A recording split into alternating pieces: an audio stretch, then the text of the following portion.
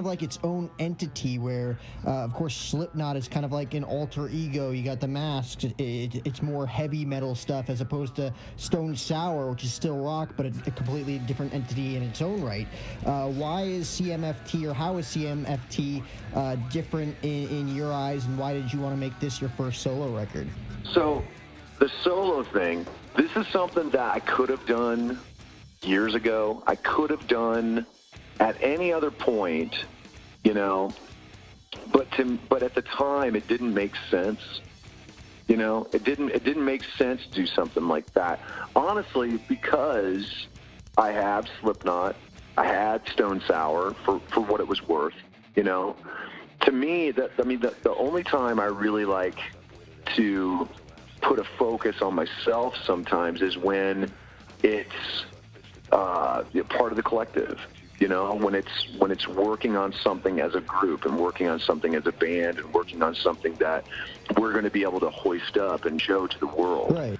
For me, I was absolutely content with, you know, bouncing back and forth between Slipknot and Stone Sour, but for the last few years, I've recognized something in myself that really kind of like was just getting more and more important for me to show and share, and that was a certain type of music that, I mean, you've heard the album, mm-hmm. That kind of all-out rock and roll kind of positive. I don't even want to say positive because it's not the right word. It's like there's no real word for what I'm trying to say, so I'll just describe it like this major chord, big chorus kind of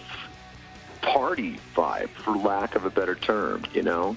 And I felt like I didn't have that in my life. It was a reflection of the music that I've been into for many years, a reflection of the music that I usually like to do in like the cover shows that I do here and there.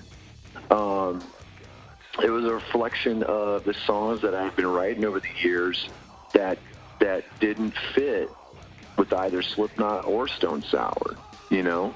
So it was weird. It was like I was trying to fill in an empty space in that artistic spot in my heart.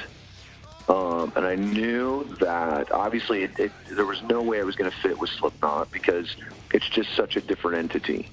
You know, we play in different realms and our world is huge, but these songs just, they don't fit, you know. It's not the same kind of artistic flavor, you know.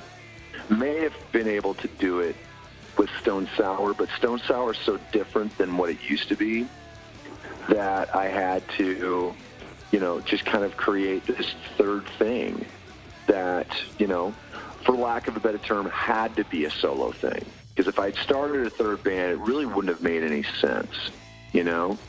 It just made more sense for me, especially at this point in my life, to be like, okay, I've written all these songs. You know, I did this. The focus is going to be on me regardless, even if I put the band together and I, you know, do this thing from a band perspective. The focus is going to be on me. The production is going to come from my head. Artistically, these are the way the songs, I want to hear them done. And I just knew that all of the work was going to be on me anyway. So it was just a matter of, okay, well, if I'm gonna carry the load, then it's just going to be my name. It's just going to be me, you know. I'll have friends come in and play with me, but for the most part, it's my project. It's me. It's what I need to do. And you know, the more I was thinking about it, the more I realized that my heart needed it.